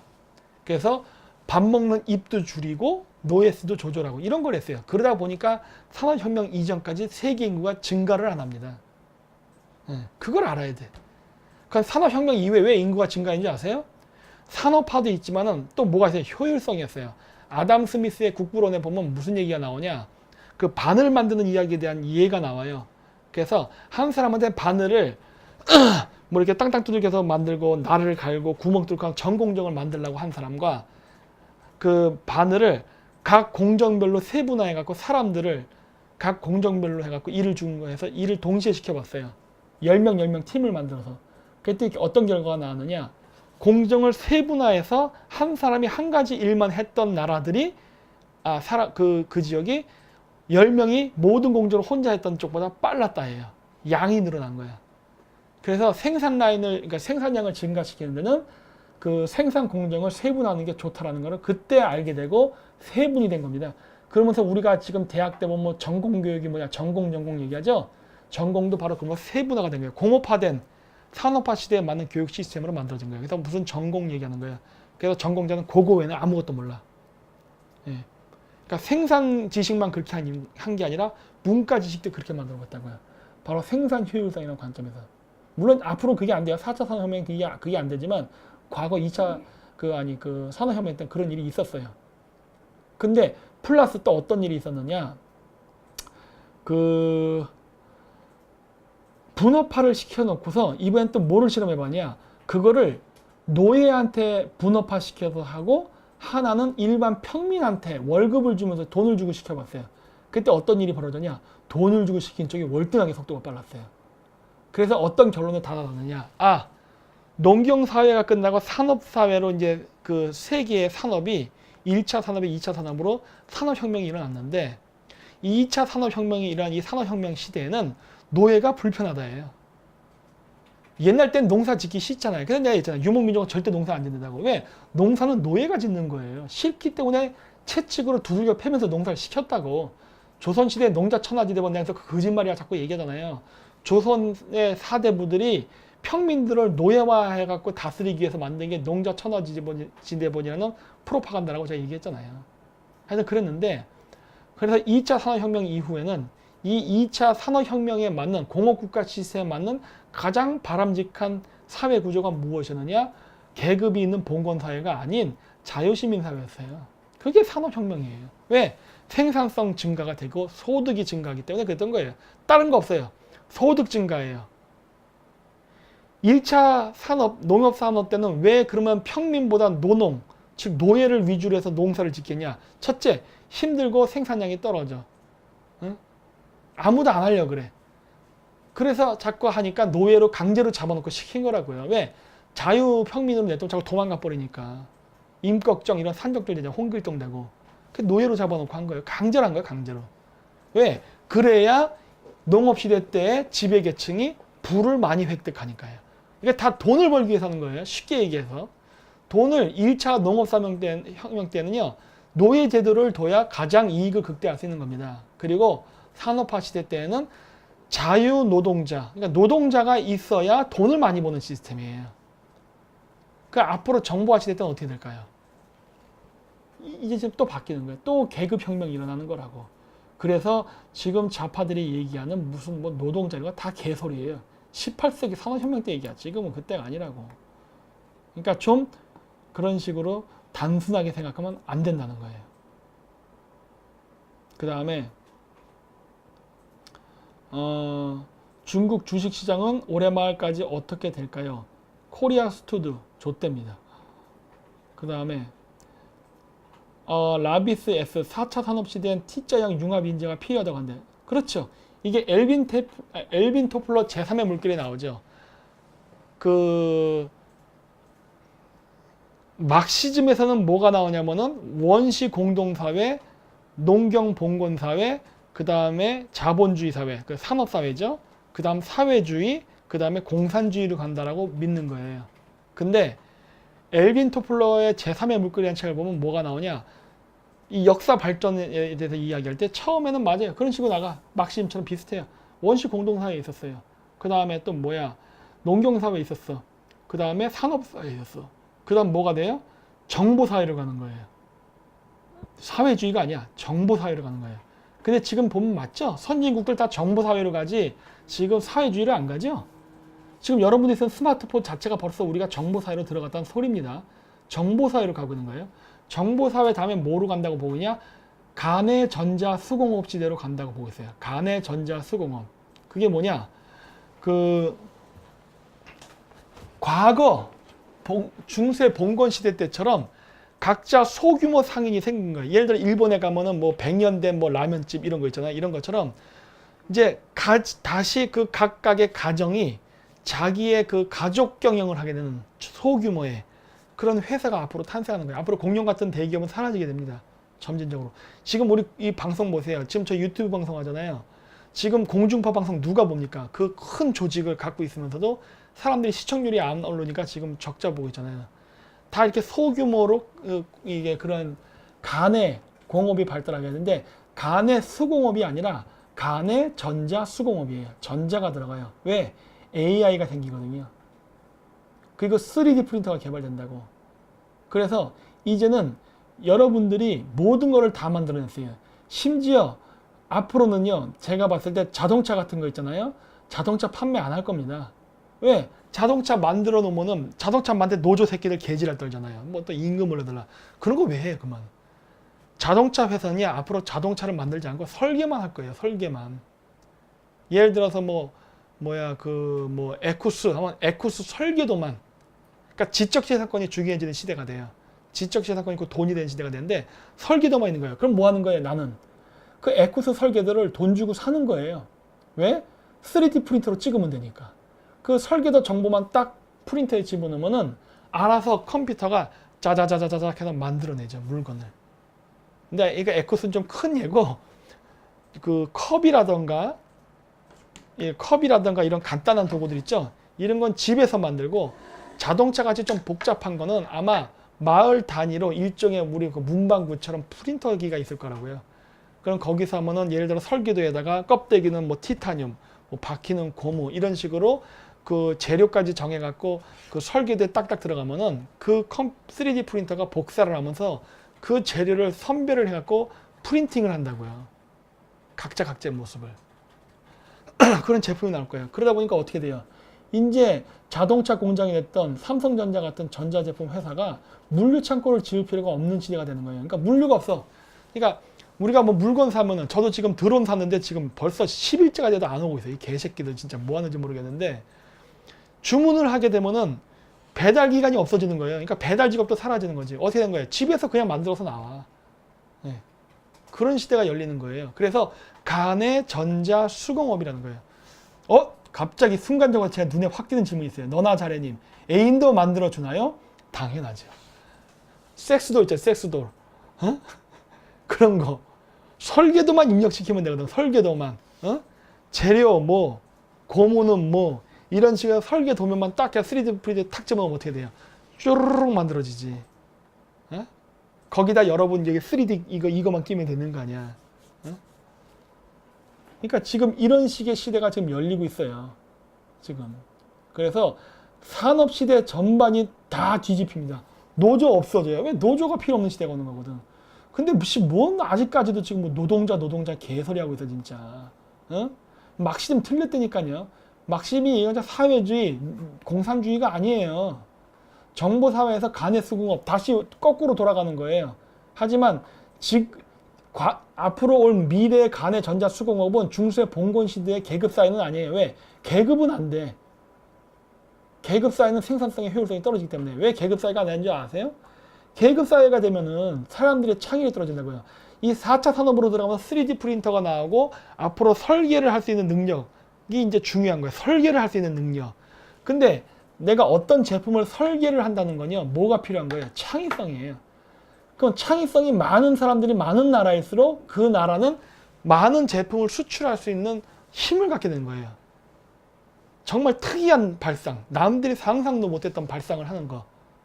그래서 제가 앞으로 미래 시대는 변태의 시대라고 봅니다. 변태의 시대. 남들이 생각하는 대로 생각하는 거는 안 돼요. 그래서 여기 클리오니리안이 말해 콘텐츠. 맞아요. 콘텐츠가 중요한 시대가 되는 거예요. 그래서 그 콘텐츠를 파는 시대가 되는 거예요. 그래서 앞으로의 교육은 창조적인 능력, 즉 AI가 할 수 없는 것을 할 수 있는 창의적 능력을 가지는 시대가 돼야만 됩니다. 그래야 사람이 살아남는 거예요. 사람들이. 기계를 상대로 해서 살아남을 수 있는 거예요. 노조는 없어져요. 거기에서 노조가 왜 필요해? 노조 자체가 필요 없는 세계가 되는 건데. 이러한 미래의 시대의 흐름을 지금 파악을 전혀 못하고 있잖아요. 그러면 우리나라가 어떻게 지금 4차선 맨날 안철수? 맨날 4차선, 3차선 얘기해. 4차선이 뭔데? 우리나라가 지금 4차 산업을 맞이할 수 있는 그 내장, 체질 구조가 지금 개선돼 있어요? 개선이 안 돼 있다고. 근데 우리나라가 지금 당장 젊은 사람들이 실업자가 안 되고 이 4차 사업 시대에 할 수 있는 게 있습니다. 뭔지 아세요? 지금 젊은 사람들. 그게 바로 용병이에요. 용병. 지금 당장은.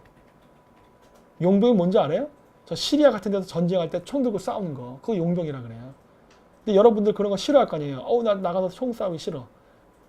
앞으로 용병은요. 드론이에요. 여러분 스타크래프트 잘 아시죠? 우리나라 사람들이 보면 컴퓨터 게임은 하여튼 세계에서 하는 모든 컴퓨터 게임은 한국 사람이 다 휘젓고 다니대. 여러분들은 훌륭한 전사가 될 수 있는 자질을 타고났어요. 왜? 앞으로 전쟁은 용병이 그 드론으로 하기 때문에. F-22도 무인화될 거고 탱크도 무인화되고 보병도 무인화됩니다. 다 드론화돼요. 근데 우리나라처럼 컴퓨터 게임 잘하는 사람이 없어요. 스타크래프트 잘하는 사람들은 전쟁도 잘할 거야. 그래서 여러분들은 용병으로서는 고용되기 딱 좋은 사람들이에요. 한국 사람들. 그래서 당장 내가 봤을 때 어느 정도 해결은 돼요. 예. 되는데 어쨌든 그런 많은 것들이 지금 됩니다. 채팅 연결이 해제됐다는데 인터넷 끊겼다. 저만 끊겼나 봐요. 예. 그래서 지금 안 되네. 인터넷 연결 끊겼는데 저는 안 그래요? 저는 끊겼어요. 희한하다. 그럼 끊긴 대로 할게요. 어차피 뭐. 근데 댓글이 안 보이는데, 근데 핸드폰으로 봐야겠다. 인터넷이 왜 끊겼는데, 근데 노트북만 끊겼어요. 신기하다. 씨.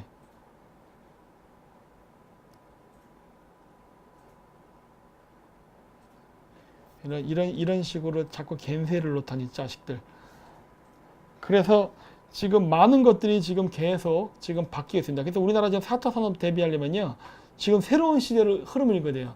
과거 1차 농업혁명에서 2차 산업혁명으로 바뀔 때 많은 사람들이 실업자가 되고 굶어 죽습니다. 왜? 바뀐 시대에 적응 못해가지고. 우리나라 지금 그거 준비해야 돼요.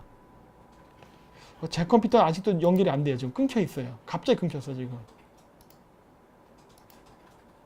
씨.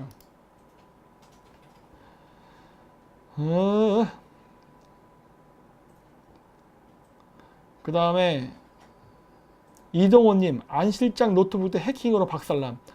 그런 것 같더라고요. 그 얘기를 들어봤는데 그 반도체가 박살났대요. 물리적 파괴가 이루어졌다 그러더라고. 그래서 그건 내가 봤을 때 진짜 대단한 해킹인 것 같아. 그 해킹은 이렇게 저처럼 접속이 끊긴다든가 이런 거 정도지 물리적 파괴는 쉬운 일이 아니거든요. 고단수가 있나 봐. 근데 사실 제가 이런 강의를 하지만은 뭐 저한테 신변 위협 자꾸 얘기하는데요. 저는 저보다는요 오히려 안 실장이 더 위험합니다.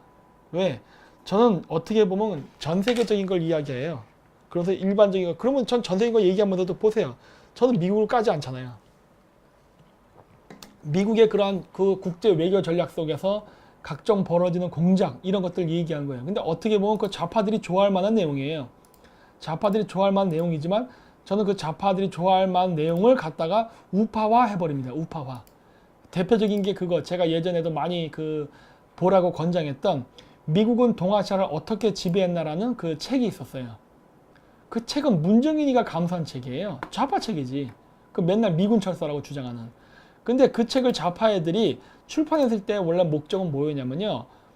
그걸 보면서 봐라. 미국 놈 개새끼야. 그러니까 미국 놈을 한반도에서 쫓아내자. 이런 식으로 말하려고 그 책을 갖다가 이렇게 해놓은 건데 저는 그 책을 읽고서 어떻게 한 거예요? 봤지? 너희들 개기면 뒤져? 이런 식으로 얘기한 거라고요. 현실주의 정치를 얘기해요. 현실주의. 그러니까 문정인이나 이런 좌파 사람들이 그 책을 출판하고 이렇게 할 때는 반미 프로파간다를 퍼뜨리려고 한 거예요. 뭐에 입각해서 이상주의. 세상에는 아름다운 유토피아가 있어. 공산주의, 막시즘 얘기하면서. 이런 건데 저는 그게 현실주의잖아요. 세상은 더러운 거야. 이 더러운 세상 속에서 양립강식 속에서 살아남기 위해서는 강해야 살아남고 그리고 이기는 자편에 줄을 서야 된다. 근데 이기는 자편에 서지 않고 병신짓 했던 일본의 수상들이 어떻게 뒤졌는가를 잘 봐라. 이런 식으로 내가 강의를 해놨다고요. 그 책 절판됐어요. 그 책이 오히려 좌파들의 반미 프로파간다에 그게 뭐야 마이너스가 돼버렸거든. 응? 제가 항상 하는 전략이죠. 상대방의 것을 가지고 싸운다. 전형적인 어떻게 보면은 뭐랄까 뭐 박사님은 저그인가요? 아니 나 프로토스 좋아한다니까. 그 프로토스의 다크엔젤 합성하면 상대방 전향시키는 거 있잖아요. 나는 그런 식이거든. 응? 그래서 좌파 책을 가지고 나는 우파를 만들어 버리는 거야. 예. 난 항상 상대방의 전략을 역공으로 이용한다고 그랬잖아요. 그런 식으로 해요. 트루 시너리님 그리고 박사님 미국이 달러를 리프팅한다는 말인데 혹시 아시는 게 있나요? 그렇게 하긴 할 겁니다. 지금 당장은 아니에요. 예. 다크아칸 그래. 다크아칸의 그 마인드 컨트롤이에요. 지금 제 모습이 어떨지 잘 모르겠지만은 이 수염도 좀 안 깎았죠? 이 머리도 좀 막 가고. 이게 왜 이러냐면 제가 오늘 아침 7시까지 스타크래프트를 했어요. 오랜만에. 하다가 페인이 돼가지고 지금 잠을 못 자서 우리 여기 감독 촬영하러 왔을 때도 자고 있었어요. 아까 2시 40분까지. 그래서 일어나고 세수만 하고서 그냥 방송 찍느라 좀 몸이 부시시합니다. 예. 그 다음에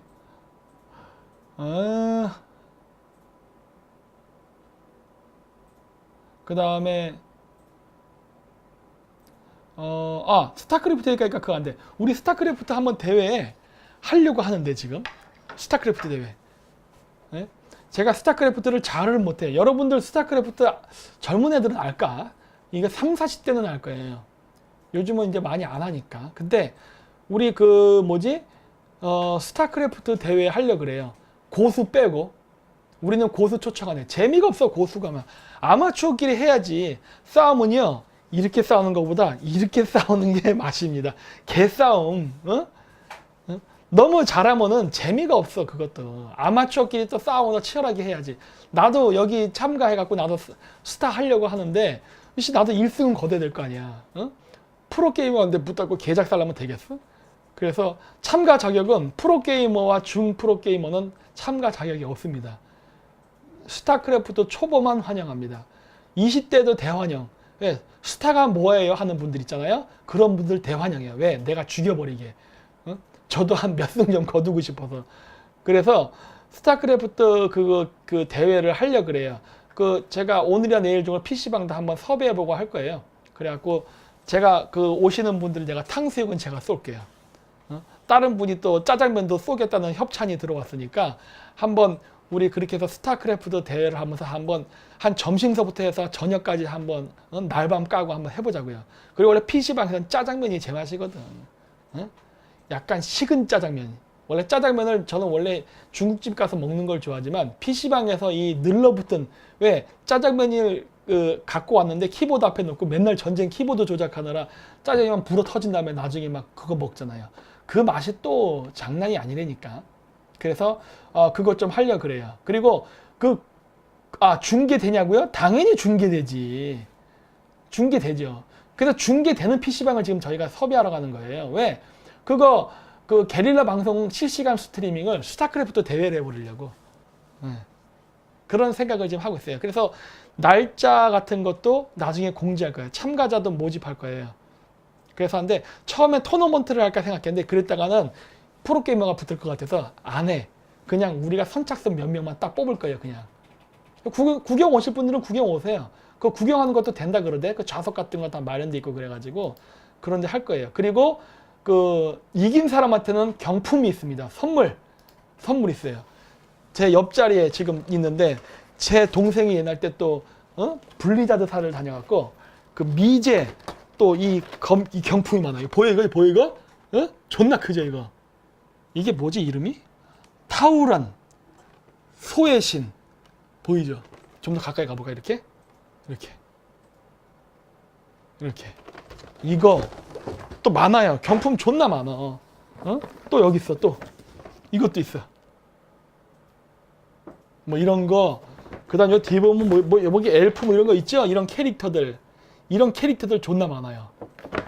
그래갖고 내가 이것도 돈 주고 샀어. 내가 돈 주고 샀어요. 그래서 이거 해가지고 이긴 사람 1, 2, 3등까지만 조도 안 가진 참가지만 시작. 이거 뭐야? 종진사파로 참가 안 시킬 거야 내가. 이름 기억해뒀어. 그래가지고 일단은 뭐 누가 이거 또 누구야 또 이거 뭐 서예원 아직도 철이 안 들었네요. 장가를 가야 철이 들까? 이분도 참가하지 마 이거. 다 강퇴시켜버릴 거야. 참가 신청해도. 이런 재미라도 있어야지. 이런 재미라도. 그래서 어쨌든 간에 이거 대회 하면서 짜장면 먹으면서 한번 이렇게 해보려고 그래요. 예. 그 다음에 또 뭐 있을까? 초딩한테 개박살 날 듯. 황극. 근데 실력 한번 보고 할 거야. 실력 안 좋은 애들만 내 쪽으로 집어넣어야지. 그래서 결승전 나도 진출할 거야. 내가 대진표를 내가 조작해갖고 나도 한번 16강 한번 진출해봐야겠어. 그 다음에 호호호 게임은 젬병이라 구경 가야지. 참가하세요.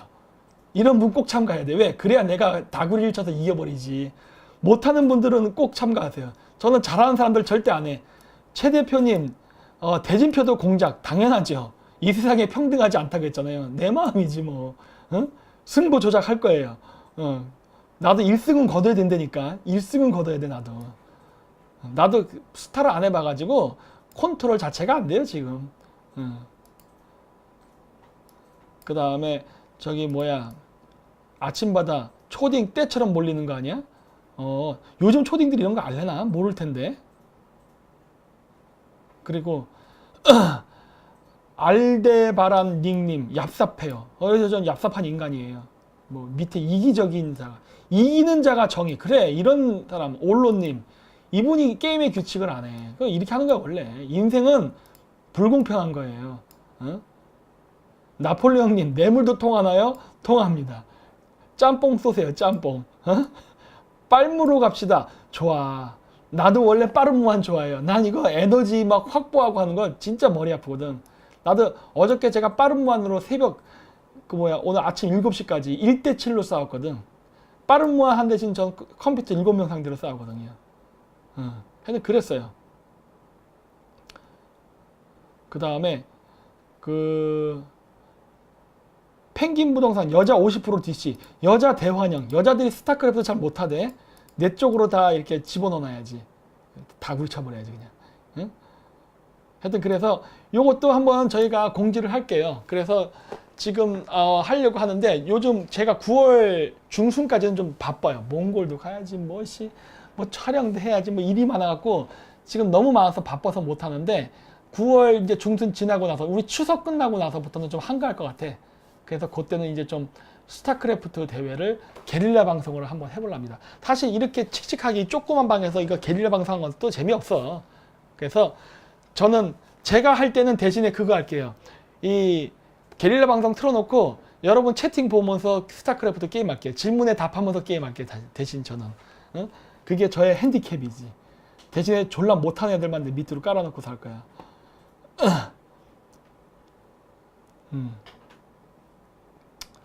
시로코님, 자원이 한정되어 있어 현실 감각이 있음. 헌터로 갑시다. 시로코님은 헌터 하세요. 저는 무한으로 할게. 그래서 1대1로 맞짱 떠보자고.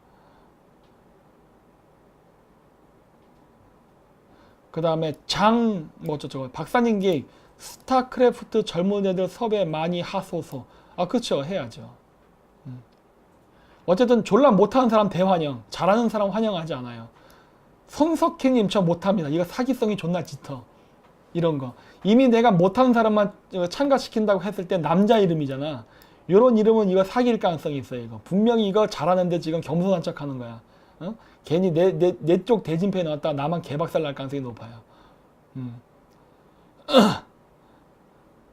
듀크 뉴케님, 여장 남자는 오히려 응징함. 그렇죠. 당연하죠. 응? 뭐 도라지 드시라고요. 아니 저 뭐 목 하는 거 하는데 저는 원래 목이 태어날 때부터 안 좋았어요. 그래서 목이 잘 쉬어요. 예, 뭘 먹어도 그렇더라고. 그 다음에 그렇죠. 크리에이터 이님 프로게이머 잠입주의보인가요? 그렇죠. 우리의 스타크래프트 이 순수한 아마추어의 올림픽 정신을 하는데 만약에 프로게이머가 들어온다면 색출할 겁니다. 이 프로게이머를 색출하는 것도 우리 방에 들어와 있는 뿌락지들을 색출하는 거를 색출해내기 위한 일종의 훈련이라고 생각하면 돼요. 어? 그래야지.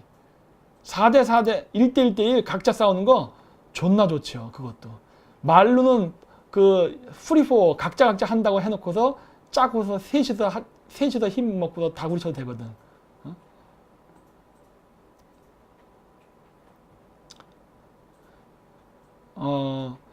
별의별 훈련 당연하죠. 이 뿌락지를 색출하는 훈련은 우리가 스타크래프트 대회를 통해서 연습을 할 겁니다. 그리고 우리가 스타크래프트 게임을 하는 거는 여러분들을 취직시키기 위한 저의 그 훈련입니다. 직업 훈련. 왜? 앞으로 우리나라는요, 얘기했잖아요. 4차 산업시대가 되고 나면 드론으로 전쟁한다고. 여러분들이 스타를 잘하면 용병으로 해외 취업한다니까. 제가 지금 그 취업시켜주기 위해서 직업 훈련 시켜주는 거예요, 지금. 아침마다 아지매 리그 추천. 아지매도 참가시킬 거예요. 내 쪽 리그로. 그래야 박살내고 나도 1승 얻지. 응?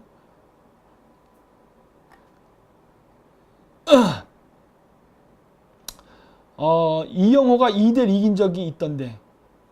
이영호? 이영호 씨 잘해요? 2대1로 이기게? 오, 저런 사람은 우리가 3대1로 붙어봐야 돼, 그러면.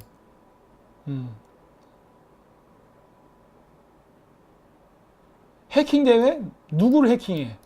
응? 그 다음에 어쨌든 그래서 4시 27분이네? 야, 이거 말 어리버리 해도 벌써 1시간 반 되는구나. 아, 여러분 요즘 그거 보세요. 그 안정권 씨가 하는 그 안정권에 들다? 어? 안정권 씨는 막 4시간 반씩, 3시간씩 막 방송하대. 야, 난 이거 1시간 반 만에 현기증 나는데. 오늘 아까 2시 반에 일어나고 너무 배고파갖고 라면 한 그릇 끓여 먹고 지금 방송 찍었더니 1시간 반을 얘기했더니 배가 존나 고파요, 지금 막. 어질어질해, 지금 막. 그래갖고 밥을 또 먹으러 가야 될 것 같은데, 보니까 보고 있는 분들 계시네요, 벌써. 그거 제목이 안정권에 들다예요. 내가 한번 쳐볼까? 안정권에 들다. 이거예요, 이거. 이게 동영상을 실시간 스트리밍을 하고 나면은 다 삭제해버리더라고. 그래서 그 시간대에 보지 않으면은 못 봐요. 근데 물론 그 방송을 길게 하다 보니까 4시간씩 방송하고 하니까 좀 늦게 봐도 다 올해는 볼 수 있는데 그것도 재밌습니다. 근데 여러분들 거기 가서 그 구독자 수 좀 늘려주세요. 지금이라도 가셔가지고 이렇게 구독 신청 많이 해놓으시라고. 예. 지금도 벌써 구독자가 1,500명인가? 꽤 되는 것 같던데. 그리고 어제도 그 실시간 시청한 사람이 570명이야. 570명이면 뉴스타운보다도 많아요. 지금 뉴스타운 그 실시간 스트리밍보다도 많은 숫자더라고요. 그래서 야, 이거 게릴라 이렇게 해도 그래도 많이 나오네? 막 그런데 그 구독 신청 많이 해 놓으셔가지고 나중에 오늘도 아마 또 저녁에 방송할 수 있는데 그럼 한번 좀 많이 보세요. 아, 지금 2,000명의 구독자가 좀 더 늘려주세요. 그래가지고 막 해가지고 많이 이게 보고 해서 그 지원 사격 좀 해주세요. 네. 그러면 될 것 같습니다. 그래서 어쨌든 오늘은 제가 카자흐스탄을 못 간 관계로 굉장히 우울한 마음으로 방송을 하게 됐습니다. 아, 지금 내 친구, 지금 카자흐 친구 애들이 지금 사진을 계속 보내오고 있는데 존나 재밌게 놀고 있어, 진짜. 부러워 죽겠어, 진짜. 응? 온갖 준비를, 내가 상상할 수 있는 모든 것들을 다 준비해놨다고 막 하면서 나 안 왔다고 존나 약 올리면서 사진을 존나 올렸더라고. 너 안 온 거 후회하게 될 거야, 막 그러고. 지금 존나 후회돼요, 지금. 못 가가지고. 그런데 어쨌든 우울함을 달래기 위해서 이렇게 혼자 이 골방에 앉아갖고 여러분들이랑 이렇게 게릴라 방송을 하게 됐습니다. 그런데 뭐 어쨌든 간에 뭐 제 실시간 방송 왜 안 올라냐 물어보는데 제 방송은요 지금 어차피 그 실시간 검색 순위에 안 올라갑니다. 한번 보세요. 지금도 아마 안 올라갔을 거예요. 인기 영상에 볼까? 안 나오잖아. 제 방송은 실시간 순위에 안 나와요. 지금 제가 YTN이 1등 3,800인데 아까 제가 4,300 찍었거든요. 지금 3,800. 내가 YTN보다도 숫자가 많아도 안 나와. 아예 등수 자체가. 제 거는 이제 완전히 배제시켜버렸나 봐요. 개새끼들. 응?